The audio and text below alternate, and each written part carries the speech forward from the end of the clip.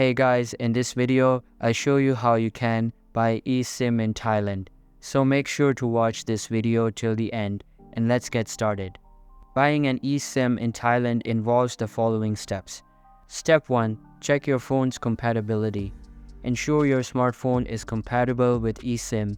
Step 2. Select an eSIM provider and plan.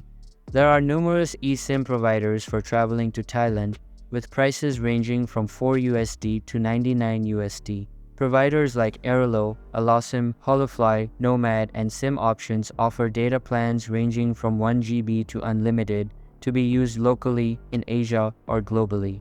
Step 3. Purchase your eSIM.